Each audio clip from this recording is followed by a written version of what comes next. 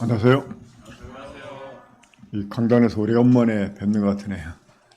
제가 두 번에 걸쳐서 이 기능, 곧 은사와 그 질서, 이 직분과의 그 조화에 대해서 말씀을 드렸었는데, 오늘은 그 세 번째 좀 말씀을 드리도록 하겠습니다.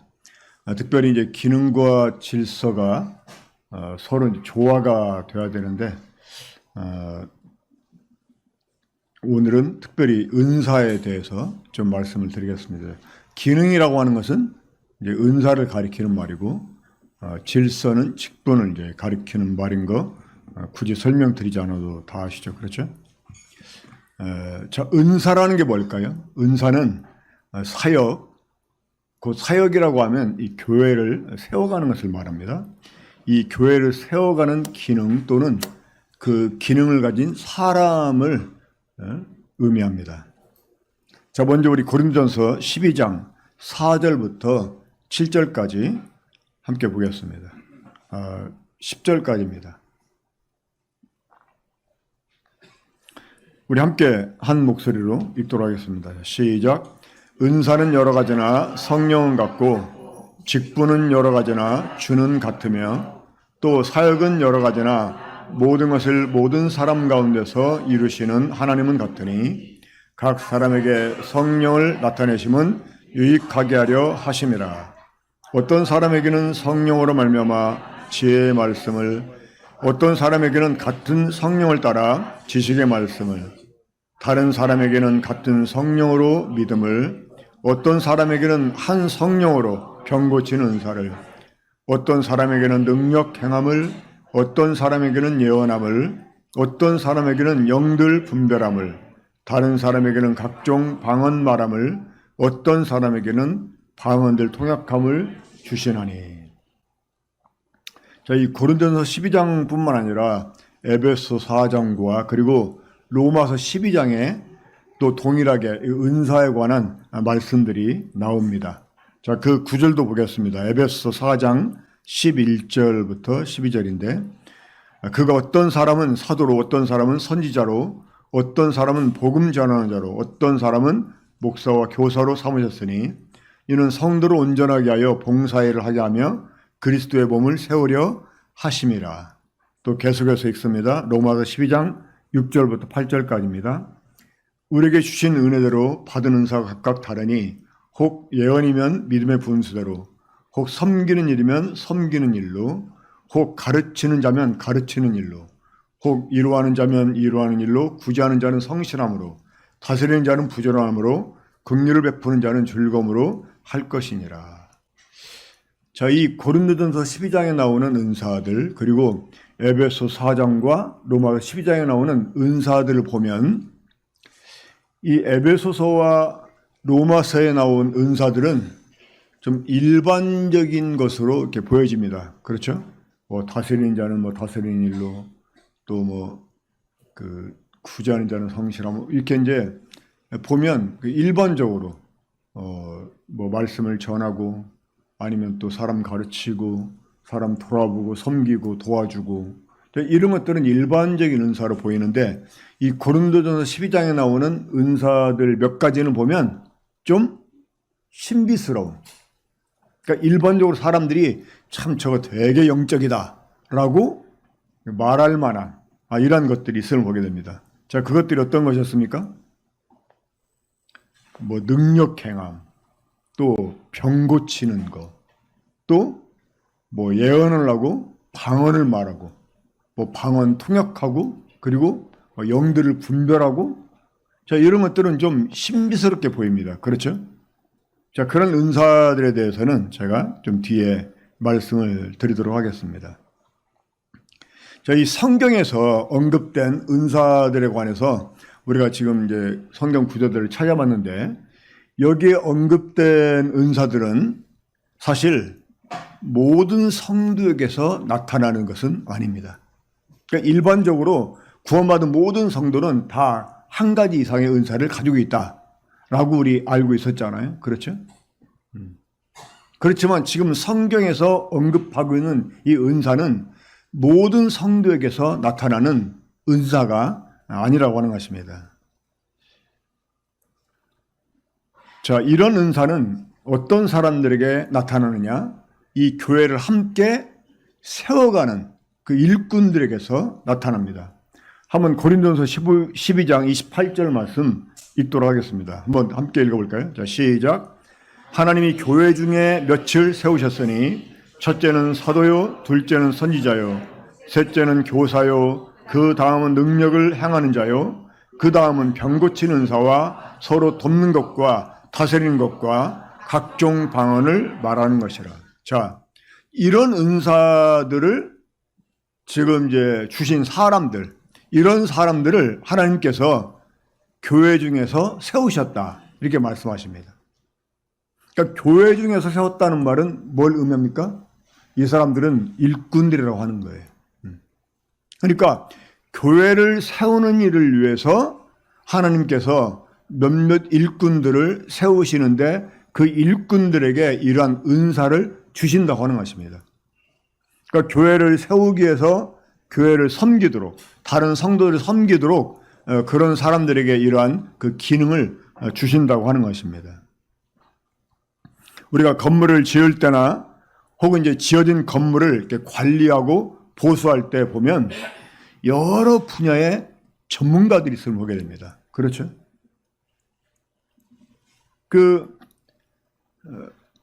이제 기초를 닦는 것부터 시작을 해서, 아니 그 전에 설계하는 것부터 시작을 해서, 그렇죠?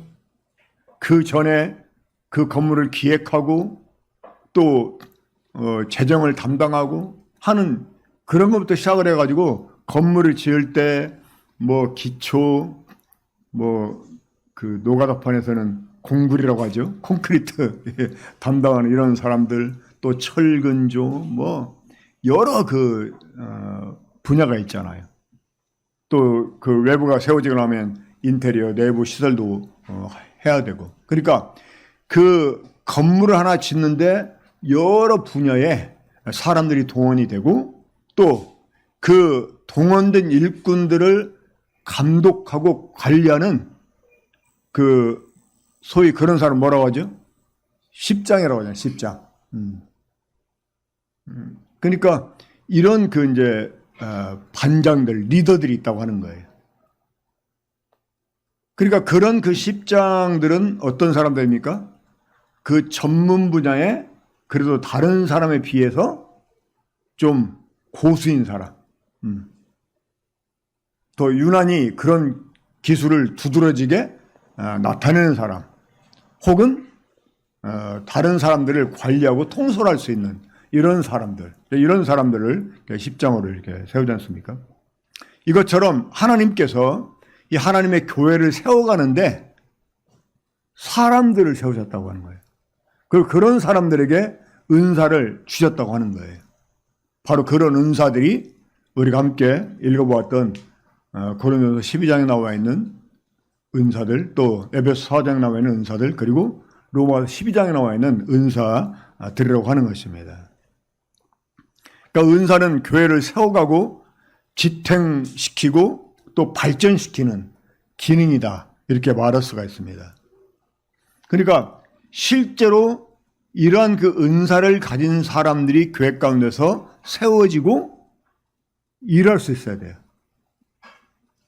그러니까 직분자들은 이러한 은사를 가진 사람들이 누구인지를 발굴하고 그 사람들이 그런 일을 할 수 있도록 자리를 만들어주고 또 함께 협력할 수 있는 팀원들을 붙여주고 하는 일을 해야 되는 거죠. 그러니까 행정적인 일을 하게 되는 것입니다. 자, 우리가 한 가지 알아야 될 것은 교회에 이제 앞으로 우리 교회도 새로운 직분자를 세워야 되는데, 자, 이 직분자라고 하면 누구를 가리킵니까? 장로들과 집사들을 가리킵니다. 자, 이런 그 장로들과 집사들이 이제 세워지게 되는데, 이러한 직분자들이 모든 은사를 공유하는 것은 아니라고 하는 거예요. 그 직분을 가진 사람도 자기 고유의 은사를 가질 수가 있어요. 어떤 때는 직분하고 전혀 이렇게 조화가 되지 않는 은사를 가진 사람도 있어요. 자, 전도자 빌립. 그는 본래 어떤 사람이었습니까? 예루살렘 교회 7 집사 중에 하나였어요. 제가 집사가 하는 일이 어떤 일이에요? 살림살이 하는 사람이잖아요. 원래 이제 집사라고 하는 말은 나눠주는 사람을 의미합니다. 그러니까 식탁에서 그 음식을 분배해주는 사람, 이게 집사예요. 그럼 예루살렘 교회 집사라고 하면 그 사람은 어디 붙어 있어야 돼요? 예루살렘에 붙어 있어야 돼요. 그렇죠? 그리고 교회가 모일 때 그럼 봉사를 해야 돼요. 근데 그 사람은 어떤 사람이었습니까? 은사가 전도자였어요. 그래가지고 막 사마리아로, 자, 이 빌립이 최초로 등장하는 때가 언제였습니까? 그 이디오피아 내시가 예루살렘에 예배를 하러 왔다가 돌아가는 길에 그 광야에서 이제 누구를 만납니까? 빌립 만납니다. 그러니까 내시를 만나게 하려고 성령님이 빌립을 광야로 몰아가세요. 그리고 그 일이 끝난 다음에 어떡합니까? 예, 사마리아로 또 가서 복음 전합니다. 나중에 이 사도행전 뒷부분을 보면 이 가이사라에 살아요. 이 가이사라는 이스라엘 북서쪽에 있는 도시입니다. 그 가이사라 빌립보 그 복음서에서 여러분 보셨잖아요. 그러니까 예루살렘 교회 7명의 집사 중에 한 명이었는데 전도라로 막 돌아다니고 나중에는 다른 도시에 또 살게 돼요. 스데반 마찬가지 아닙니까? 전도하다가 순교를 당합니다. 그러니까 이 직분과 조화가 되는 은사를 가질 수도 있지만 직분과 조화가 안 되는 것처럼 보이는 은사도 가질 수가 있다고 하는 거예요. 하지만 중요한 것은 뭡니까? 이 직분을 가졌다고 해서 은사를 가진다라고는 생각할 수 없다는 거예요. 자, 반대로 은사가 뛰어나다고 해서 직분을 가진 것은 아니라고 하는 거예요. 아무리 성경을 많이 알고 정말 탁월하게 설교를 잘하고 사람들에게 정말 감동을 주는 이런 역할을 교회 내에서 한다고 해도 그런 사람이 장로해야 된다? 그건 아니라고 하는 것입니다. 그런 탁월한 은사를 갖고 있어도 장로의 권위에 순복을 해야 돼요. 이 장로의 통제를 받아야 됩니다. 그래야지만 이 직분과 은사가 조화를 이룰 수가 있습니다. 그러니까 직분을 가졌다고 해서 막 교회를 독점하려고 하고 그리고 막 성도들을 막 주관하려고 하고 모든 걸 막 자기 마음대로 고집대로 하려고 하고 그래서는 안 된다고 하는 거예요. 또 마찬가지로 은사가 뛰어나다고 해서 꼭 직분을 가지려고 해서는 안 된다고 하는 거예요. 그 은사에 따라서 내가 하나님을 섬기고 이 교회를 섬겨서 다른 성도들에게 유익을 주는 거라면 나는 그것으로 기뻐하겠다. 이런 태도를 가져야만 되는 것입니다. 자, 이런 그 은사들이 이제 교회를 세워가게 하려고 일꾼들에게 주어진다고 아까 말씀드렸었는데, 하지만 일꾼들로 세워지지 아니해도 이런 은사들이요 영적으로 성장의 감에 따라 가지고 발현될 수 있다고 하는 것입니다. 그러니까 비록 아직 영적으로 좀 미성숙하고 또 보면 나이도 이제 생각하지 않을 수가 없죠. 그래서 뭔가 교회 가운데서 리더로 세우기는 좀 부족해 보여요. 하지만 그럴지라도 그런 사람에게서 영적인 은사가 발휘될 수 있다고 하는 것입니다. 그런 소위 이제 싹이 이렇게 보이게 되는 거죠. 그런 사람들을 직분자들이 잘 발견하고 또 그런 사람을 그런 그 은사가 이렇게 개발되고 발휘될 수 있도록 그런 팀에 소속을 시켜서 이 사역을 하게 하는 것, 이것이 아주 중요하다고 하는 것입니다. 자, 우리가 이제 그러면 내 은사가 뭘까? 이거를 생각할 때 물론 이 은사라는 것이 내가 좋아하는 취향 혹은 내가 가지고 있는 그 재능이나 소질 그것과 맞물릴 수도 있어요. 하지만 또 전혀 이렇게 아까도 말했지만 조화를 이루지 않을 수도 있습니다. 하지만 대체적으로 보면 은사가 그 사람이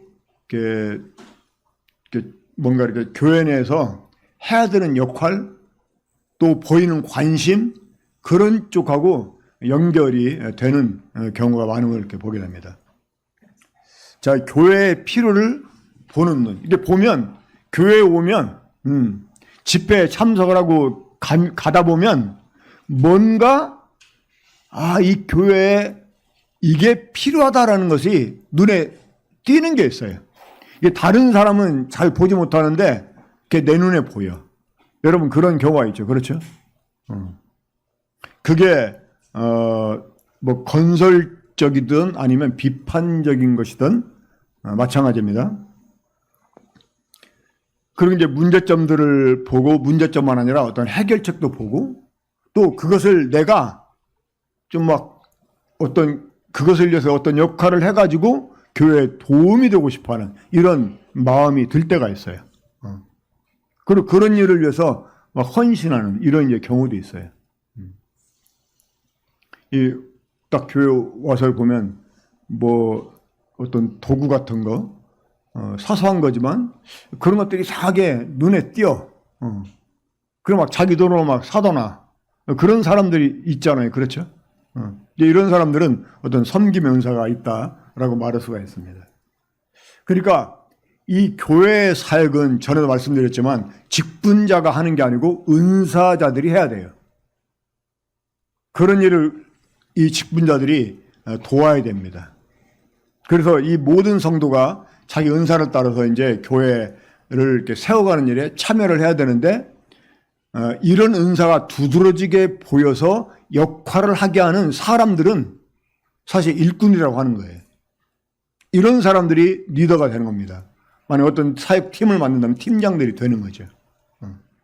하지만 그렇게 일꾼들로 세워지지 않았어도 이러한 그 은사들이 내가 영적으로 아직 어리지만 이것이 완숙하게 나타나지 않지만 뭔가 조짐들이 보일 수 있다고 하는 것입니다. 그래서 우리는 은사를 사실상 사모를 해야 돼요. 만약 우리 교회에 이런 게 필요한 것 같다. 이러한 그 일꾼들이 일어나면 좋겠다 하는 부담이 있다면 주님 저에게 이런 은사를 주셔서 제가 이 역할을 담당할 수 있게 해달라고 우리가 기도할 필요가 있습니다. 이 고린도서 12장 뒷부분에 보면 더욱 큰 은사를 사모하라 한 말씀 나옵니다. 여러분 아시죠? 잘 아시죠? 그러면서 사람들이 오해를 해요. 어떤 오해를? 뒤에 사랑이 소개가 되니까 가장 큰 은사는 뭐다? 사랑이다. 이렇게 오해를 합니다. 이 사랑은 은사가 아닙니다. 자, 더욱 큰 은사는 어떤 은사일까요? 자, 여러분 은사가 주어지는 이유가 무엇 때문입니까? 다른 사람의 유익을 위해서 은사가 주어지는 거예요. 그러면 더욱 큰 은사는 어떤 은사일까요? 다른 사람에게 더욱더 큰 유익을 끼칠 수 있는 것. 이게 바로 더 큰 은사입니다. 그러면 쉽게 생각하면 가장 큰 은사는 어떤 은사일까요? 자, 아까 우리 고린도서 12장 28절 말씀 보셨잖아요. 하나님이 교회 중에 몇지를 세우셨으니 첫째는 사도요, 둘째는 선지자요. 그러니까 사실 교회 가운데 가장 큰 은사는 사도다 이렇게 말할 수가 있어요. 왜 그럴까요? 이 사도들로 인해서 교회가 시작이 됐기 때문에. 또 선지자도 마찬가지고. 바로 세 번째가 이제 교사입니다. 아무래도 이 가르치는 은사가 사람들에게 주는 유익이 더욱 크다고 볼 수가 있죠. 하지만 이거마저도 사랑이 없이는 아무 유익이 없다고 하는 거예요. 차라리 작게 보이는 은사를 가졌어도 사랑으로 행하게 되면 그게 실제적으로 다른 사람에게 도움을 줄 수 있습니다. 그렇잖아요? 제가 사람들을 막 가르쳐요. 아주 잘 가르쳐요. 근데 가르치고 나면 끝나. 성도들에게 관심도 없고 그냥 제대로 사람들이 살고 있나 못 사나 관심도 없고 와도 그냥 개인적으로 보면 왔나 뭐 갔냐 뭐 이렇게 이러면서 그냥 실제로 내가 그 봉사한 그 봉사가 사람들에게 어떻게 효과를 나타내고 있는지, 그 사람이 어떻게 반응하고 있는지 그런 관심을 보여서 그 사람들이 바로 세워지도록 해야 되는 거거든요. 그게 진짜 은사를 제대로 발휘하는 거죠. 근데 전혀 그렇지 못해요. 그냥 말씀 시간 주어졌으니까 말씀 가르치고 그걸 끝나버린다. 이것은 사실 제대로 은사 발휘를 한 게 아닙니다. 그런데 그런 역량이 없어도 사람들을 막 돌아보고 싶고, 이 사람이 이 말씀 듣고 어떻게 반응하나 괜히 막 궁금해지고 찾아가서 함께 또 교제도 하고 이러면서 그 사람에게 실제적인 도움을 줬다면 오히려 그게 더 큰 유익을 주는 거잖아요. 그렇죠? 더 큰 은사를 사실 발휘하는 것입니다. 우리는 함께 이 교회를 세워가야 될 책임 있는 사람들이에요. 비록 내가 일꾼으로서 드러나지 못하고 역할을 하지 못한다고 해도 내 자그마한 봉사를 통해서 이 교회가 온전히 세워져 간다면 나는 감사하겠다. 이런 마음으로 자신을 드릴 준비를 하고 우리가 더욱 큰 은사를 사실 사모해야 됩니다.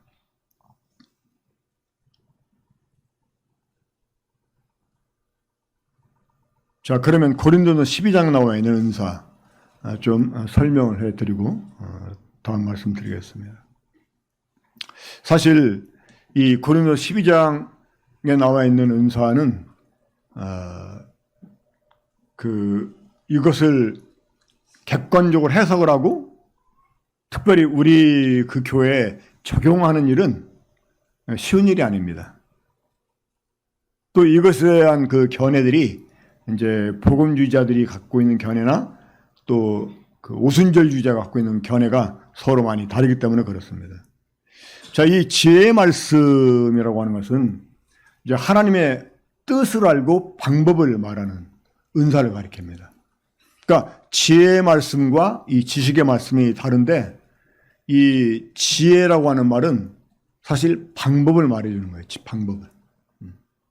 지식은 말 그대로 하나님과 혹은 하나님의 말씀에 관한 이 객관적인 분석을 통해서 정확하게 그 의미를 아는 것, 이것이 이제 지식이라고 말할 수가 있습니다. 근데 이 지식이 바르지 못하면 지혜가 엉뚱해질 수가 있어요. 하지만 이 지식이 있어도 또 이 지혜가 없으면 하나님 말씀이 사실 성도들에게 제대로 힘을 발휘하지 못할 수가 있습니다. 자, 일반적으로 이 지혜의 말씀, 지식의 말씀에 관한 은사는 별로 이렇게 신비스러워 보이지 않아요. 사실 그 자체가 엄청나게 신비스러운 일인데, 하지만 일반적으로 그냥 가르치는 거니까, 뭐 성경 읽고 해석하면서 가르치는 거니까, 그리고 어떤 방법 말해주면서 권면하는 거니까 이런 은사는 그닥 신비스럽게 보이지 않을 수가 있습니다. 그렇죠? 근데 그 뒤에 이제 가면 좀 은사들이 신비스럽게 보일 수가 있습니다. 자, 이 세 번째 나온 은사가 뭐였습니까? 믿음이었습니다. 믿음. 자, 여기서 말하는 믿음은 우리가 예수 그리스도를 믿어서 구원을 받게 될 때 그때 그 믿음을 가리키는 말이 아닙니다. 우리가 또한 지속적으로 주님을 계속 믿고 믿음으로 살아야 돼요. 그런데 여기서 말하는 그 믿음의 은사는 그런 또한 믿음을 가리키는 것도 아닙니다. 이것은 좀 특별함이 있어요. 특별함. 그러니까 많은 사람들이 어떤 합리적인 사고방식을 가지고 이건 안 돼 하는데요, 무대뽀로 막 믿음을 주장하는 이런 사람이 있습니다. 근데 그냥 무대뽀가 아니에요. 이 사람 나름대로 근거가 있어요. 자, 우리 지난 7월 두 번째 주일이었죠. 그 동티모르에서 선교하고 계시는 박분영 전님. 자, 그분의 간증과 설교 들었을 때 여러분 어떠셨습니까?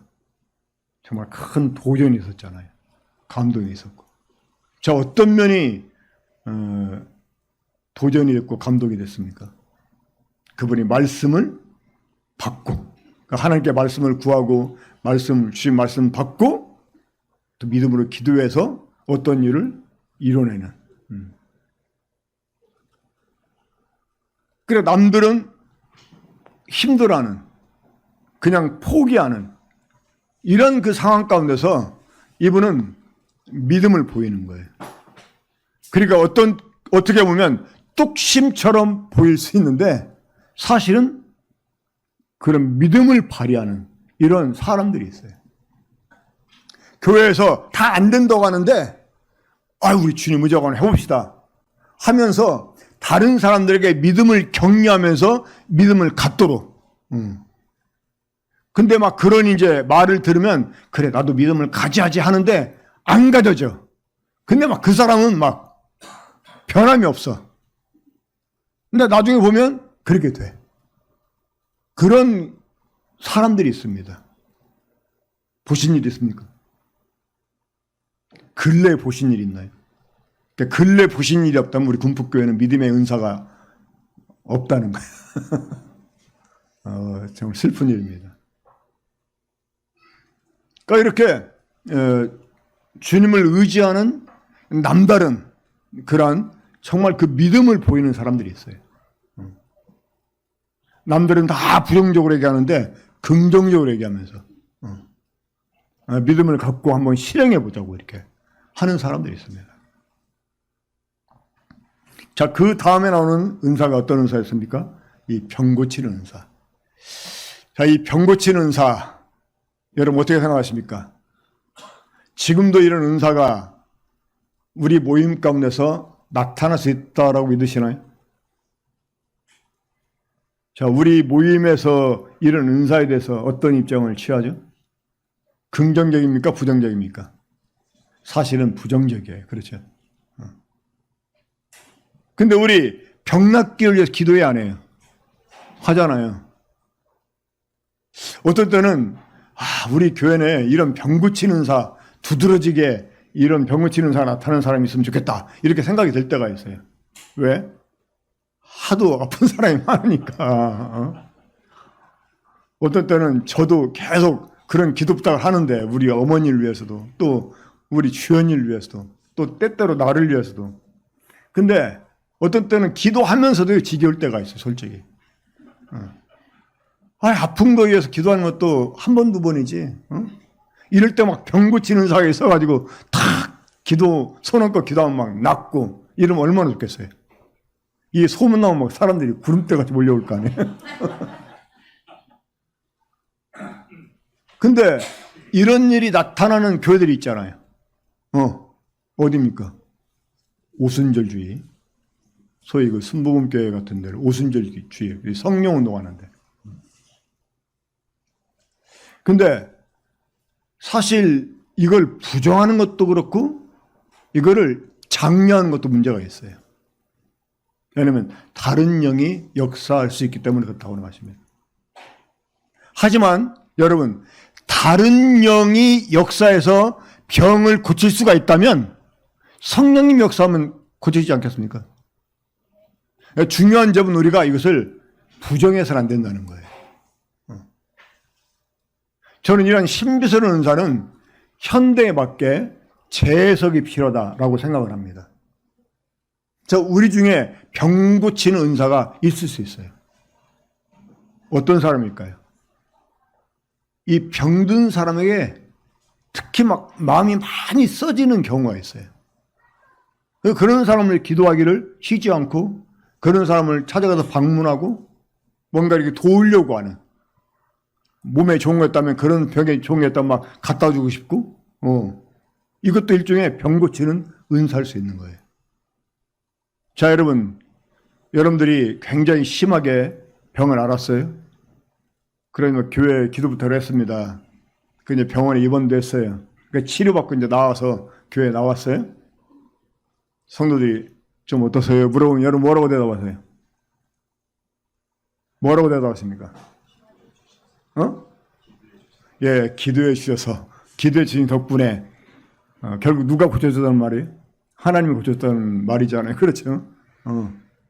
그러면 그런 역할 하는 사람들이 있다는 거예요. 그런 병든 사람을 위해서 하는 역할이 있다는 거예요. 근데 이건 이제 제 간증인데, 제가 막 구원을 받고 실제로 이거는 병 고치는 은사라고 생각하지 않는데, 제가 이제 병자들을 위해서 기도할 때 막 믿음이 생겼어요.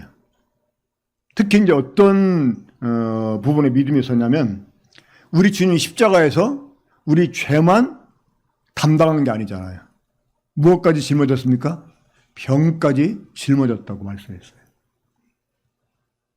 그래서 주님이 우리 병을 짊어졌다는 사실을 의지하고 병든 사람을 기도했어요. 근데 낫는 경우를 여러 번 경험했어요. 이거는 은사라기보다는 믿음으로 하니까, 그래가지고 이제 아픈 사람 기도하는데 형제님이 기도해 주니까 나았다고 정말 기도 끝나자마자 이렇게 반응을 보이는 이런 경우도 있었어요. 자, 병든 자가 있느냐? 누구를 초청하라고? 장로들 창에다가 기름을 바르고 기도하라고 말씀했습니다. 그러니까 우리가 이 병 고치는 은사, 꼭 이것이 막 요즘 문제가 되는 거 뭡니까? 이것을 마치 막 전문가처럼 막 떠벌리면서 이걸로 막 사람들 이끌고 이것이 막 마치 다인 것처럼 이런 경우가 있잖아요. 근데 이게 구원받지 않은 상태에서 되어질 수 있다고 하는 것입니다. 지금은 이제 주님께로 가셨는데 우리 장모님이 있잖아요. 우리 장모님이 정말 병자들 기도하면 소위 이제 우리 장모님 표현이 하면 벌떡벌떡 일어났대요. 벌떡벌떡. 그래가지고 막 그 집에 항상 병자들이 막 모여들고 막 목사들이 막 우리 장모님한테 함께 개척하자고 막 이렇게 초청하고, 그래가지고 막 늘 막 병자들이 기도받고 병 나와가지고 막 주고 막 뭐 봉투도 갖고 막 그랬다고 하더라고요. 근데 중요한 거 뭡니까? 구원받지 못했다는 거예요. 근데 구원받고 나니까 그런 것들이 이제 없어져 버리고요. 그러니까 근데 이제 우리가 이제 생각해야 될 건 뭐냐면, 다른 영들의 역사로도 그런 일이 일어날 수 있다고 할 때 성령님을 우리가 굳이 제한할 필요는 없다.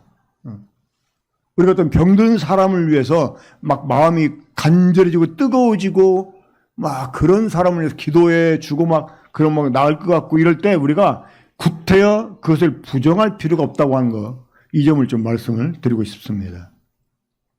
자, 능력 행함.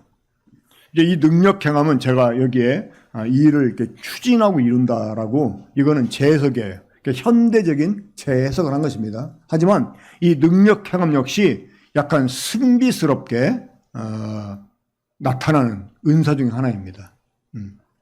뭔가 초자연적인 일이 일어나는 거예요.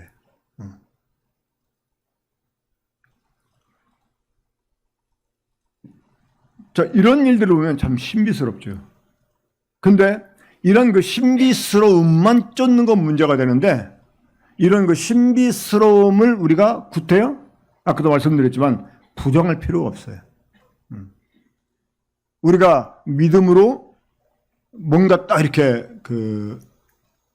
말을 하고 실행하고, 그러면 주님이 그런 일을 이룰 수가 있다고 하는 거예요.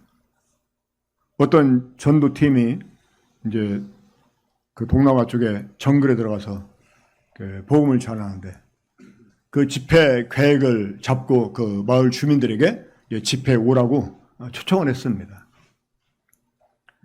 근데 그 집회하기로 한 날이 그 마을의 축제 날이었어요. 그러니까 하필 날짜를 잡아도 그렇게 잡은 거야. 그런데 마을 주민들이 우리 그때 축제 해야 되기 때문에 못 간다 이러니까, 그 전도팀에서 가장 어린 사람이 갑자기 당신들 그때 축제 못 한다고 이렇게 말해버린 거예요. 왜 그러냐 그러니까, 그날 비가 엄청나게 많이 올 거다. 그래가지고 마을 사람보다 같은 팀원들이 놀래버린 거야. 가장 나는 갑자기 비가 온다고 하니까 비 안 오면 어떻게 돼요? 그들이 전한 하나님, 가짜가 돼버리는 거죠. 이래가지고 이제 돌아와가지고 어떻게 해야 돼? 비 오도록 기도해야지.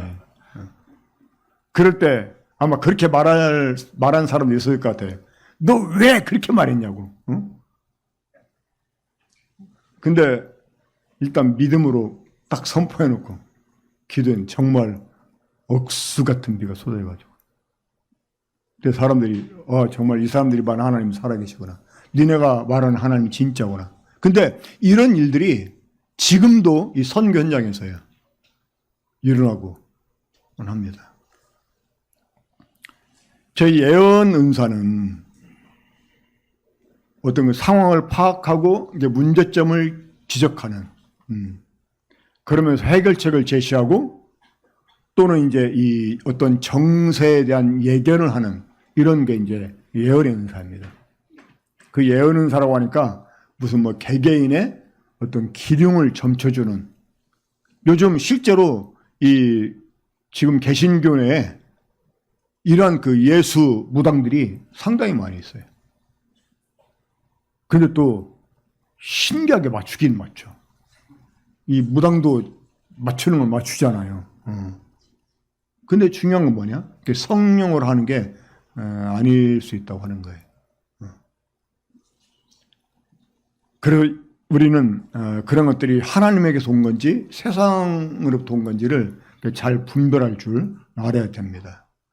이 영분별함 은사를 가졌다고 자처하는 사람 몇을 제가 본 일이 있습니다. 그 사람들이 가졌다고 한 영분별은 뭐냐? 느낌이야, 느낌. 뭔가 이렇게 대화하는데 느낌이 싸해? 자기 느낌이 안 좋아? 그러면 뭔가 아닌 것 같다. 이렇게 이제 말을 함부로 이렇게 하는 사람들을 제가 본 일이 있는데 이 영들 분별은요, 지금은 뭘로 해야 됩니까? 사실은 말씀으로 해야 됩니다. 말씀으로. 그 사람의 입을 통해서 나오는 말을 듣고 말씀으로 판단을 해야 돼요. 자, 그 아주 신비스럽게 보였던 은사. 이 고린도 교회 사람들이 아주 좋아했던 은사. 그 은사가 어떤 은사였을까요? 각종 방언을 말하는 것이었습니다. 저도 사실 고등학교 2학년 때 이 방언 때문에 하나님께 관심을 가졌어요.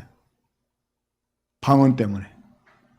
막 친구들이 막 방언하는 거 보고 되게 신기하더라고. 진짜 하나님이 살아계신가? 그때부터 제가 이제 관심을 가졌는데, 자, 이 방언을 말하는 거, 이 방언이 최초로 언제 나오죠? 오순절 이 마가의 다락방에 모인 성도들에게 성령이 임하셨을 때 이 성령의 충만을 받은 모든 성도가 다 방언을 말했습니다. 그런데 그때 말한 방언은 어떤 종류의 방언이었어요? 사실은 언어였어요, 언어. 그래서 이 듣는 사람들이 자기들의 지방의 말로 알아들었다고 그랬어요. 그건 언어였어요. 그러니까 복음을 전하게 하기 위한 하나의 그 은사였던 거죠. 근데 이 고린도서 12장에 나오는 방언은 그런 방언이 아니었습니다. 어떤 방언이었어요? 그 영이 하는 거다 이렇게 말하고 영이 하나님께 말하는 것이다 이렇게 말했어요. 영으로 하나님께 말하는 거. 그래서 사람들이 들으면 알아요, 몰라요? 몰라요. 그래서 이 방언하려면 누가 있어야 됩니까? 통역이 필요해요. 자, 지금 이 고린도서 12장에 나와 있는 방언은 언제 주로 발휘가 되는 이런 은사들은 언제 주로 발휘가 되는 은사냐? 교회가 집회를 위해서 모였을 때 이게 발휘가 됩니다.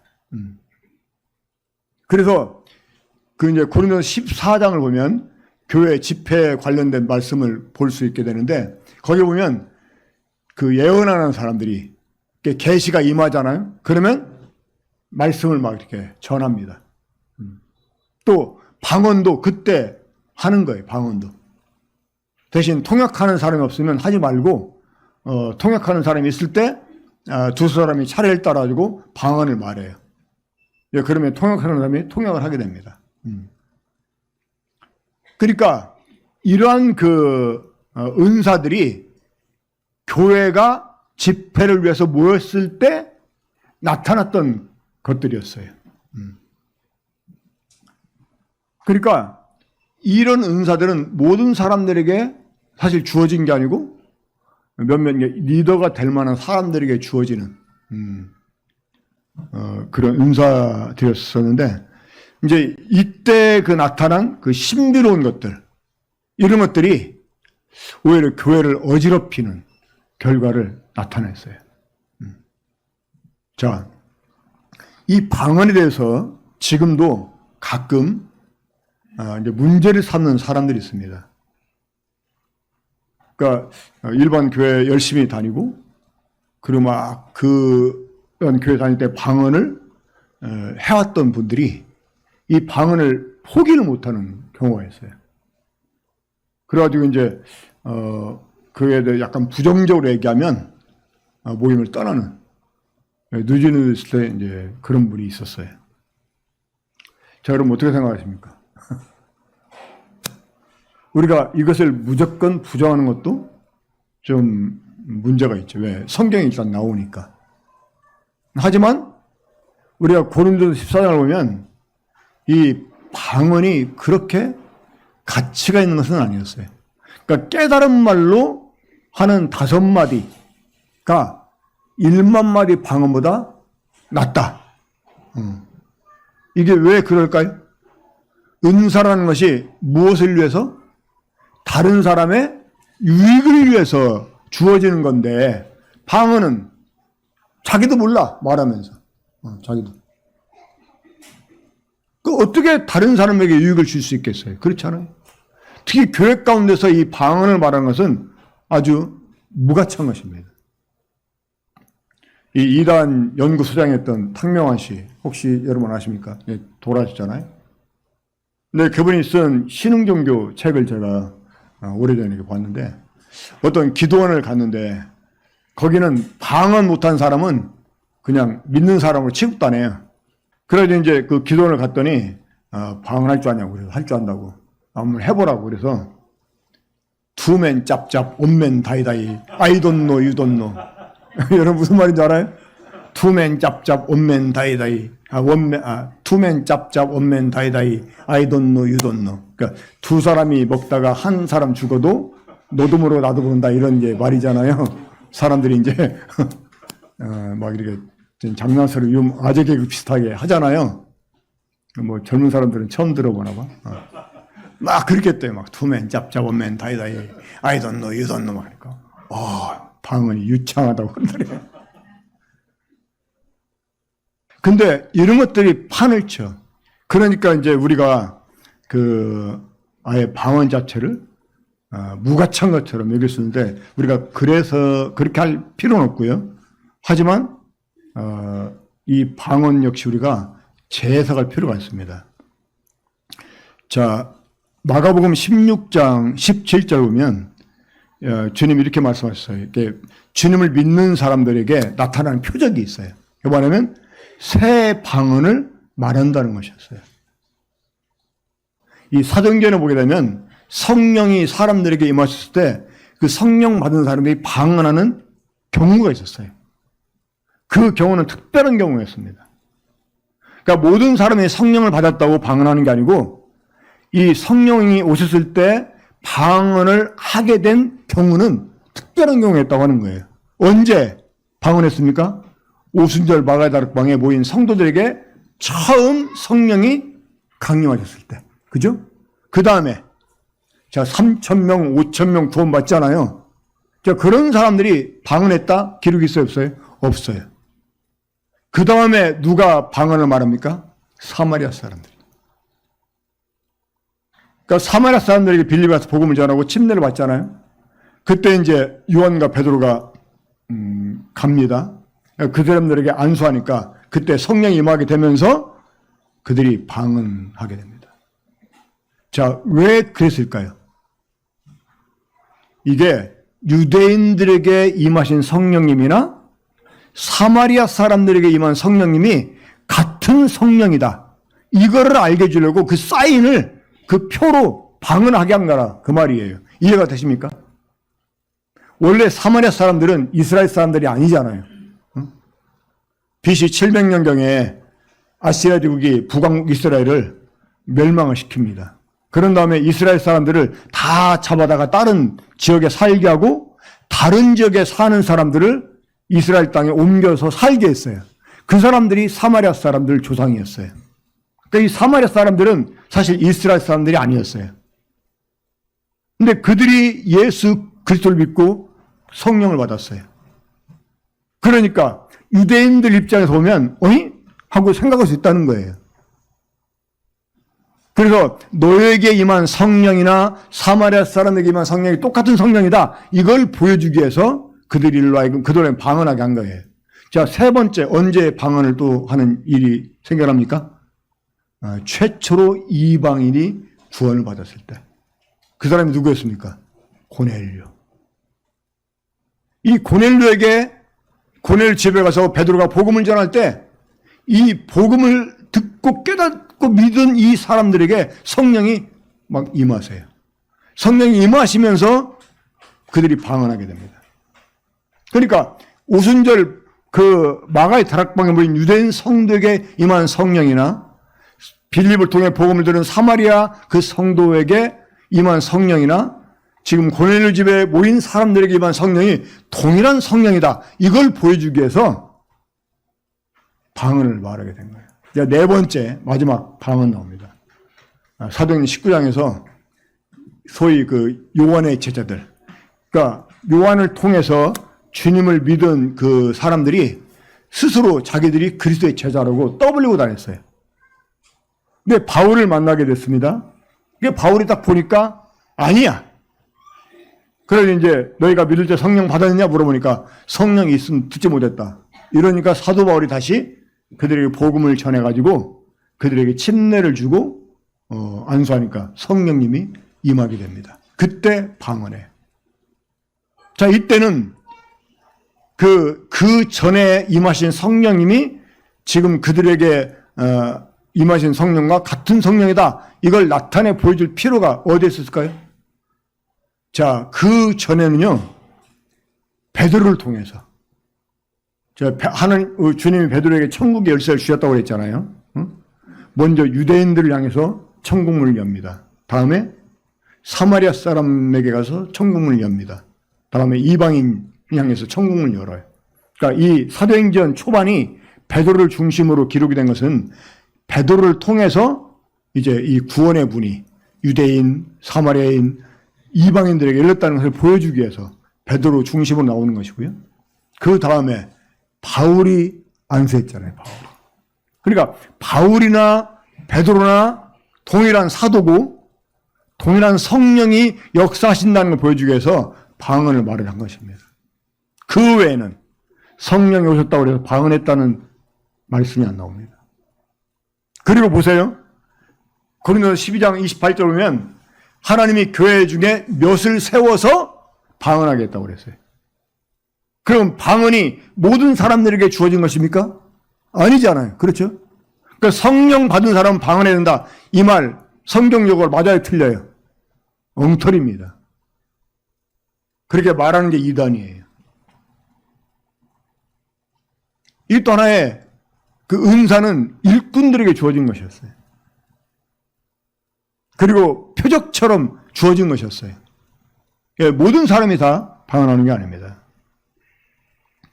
그럼 우리가 이 방언을 현대에 맞게 재해석해야 한다면 어떻게, 또 우리가 모든 성도에게 적용을 한다면 어떻게 재해석을 할 수 있을까요? 주님이 새 방언을 말하게 한다고 그랬잖아요. 제가 그 말씀을 가지고 한 가지 확실한 것은 뭐냐? 구원받은 사람은요,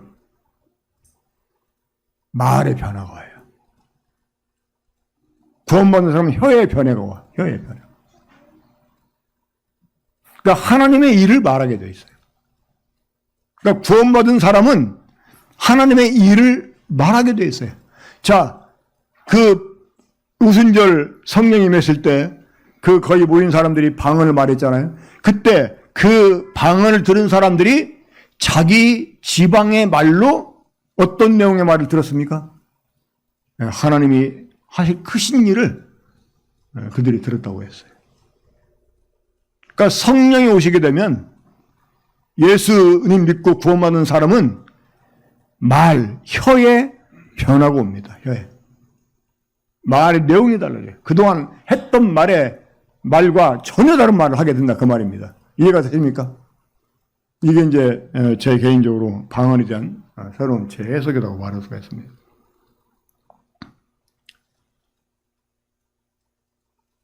자, 은사들은 교회를 공적으로나 개인별로 성장시키기 위한 도구, 기능들이라고 말할 수가 있습니다. 그리고 이런 이 은사 형태들은 또 달라질 수가 있어요. 형태들은. 아무튼 그 은사가 두드러지는 이 사람들을 중심으로 우리 교회 내에서 어떤 사역팀들이 구성이 되고 또 그러한 그 조짐이 보이는 사람들을 이렇게 팀으로 묶어가지고 이런 은사를 따라서 일하는 이런 그 교회를 구성하는 일이 우리에게 참 필요한 것을 보게 됩니다. 그러니까 지난번에도 언급했던 내용 잠깐 말씀드리고 마치겠습니다. 마태복음 28장 19절부터 20절인데요. 그러므로 너희는 가서 모든 민족으로 제자를 삼아 아버지와 아들과 성령의 이름으로 침례를 주고 침례를 베풀고 내가 너에게 분부한 모든 것을 가르쳐 지키게 하라. 볼자다 내가 세상 끝날까지 너희와 항상 함께 있으리라. 자, 이거 보면 세 가지 사역이 필요한 것을 보게 됩니다. 첫째는 제자를 삼아 침례를 주는 일. 이것은 이제 전도 팀이 해야 될 일이죠. 그리고 주님께서 분부하신 모든 것을 가르치는 일. 이건 이제 교육팀이 해야 될 일이고, 또 주님께서 분부하신 모든 것을 지키게 하는 일. 이건 이제 목회팀이 해야 될 일입니다. 이제 이런 그 팀 안에서 또 좀 더 이렇게 세분화돼서 은사들이 구분될 수 있다고 봅니다만은, 아무튼 이러한 그 세 가지 형태 이상의 팀을 꾸려서 우리가 모든 사람들이 은사를 활용할 수 있게 해주는 일이 교회 가운데 필요하다 생각을 합니다. 교회 가운데 성도들을 통해서 이 성령 은사가 풍성하게 나타나기를 위해서 기도하고, 특별히 또 은사를 가진 사람들이 겸손과 사랑으로 섬기는 자로서 일할 수 있도록 기도하고, 다른 성도에게 더 큰 유익을 주고자 하는 이 섬김의 마음을 가지고 가지는 성도가 될 수 있도록 우리 함께 기도해야 되겠습니다. 기도하고 말씀 마치겠습니다. 우리 사랑하신 아버지 하나님, 저희 군포 중국교회에 주님께서 터가 되어주셨사오니 그 터 위에 이 교회가 주님의 참 원하시는 뜻대로 바르게 세워져 가기 원합니다. 이 일을 위해서 교회에 필요한 은사들을 주님 풍성하게 주시고, 또 이러한 은사들을 성도들이 잘 발견하고 개발해서 이것들을 발휘할 수 있도록 계속 성령님 도와주시길 바랍니다. 특별히 이러한 사람들을 발견하고 또 양육하고 세울 수 있는 이런 직분자도 이제 교회 합당하게 세워지게 해주시고, 그래서 모든 성도들이 은사를 따라 다른 성도를 섬기고자 하는 이러한 그 사랑의 마음으로 교회를 함께 세워갈 수 있게 주님께서 은혜를 베풀어 주시길 바랍니다. 주신 말씀 감사드리옵고 이 모두를 주 예수님의 이름으로 기도합나이다. 아멘.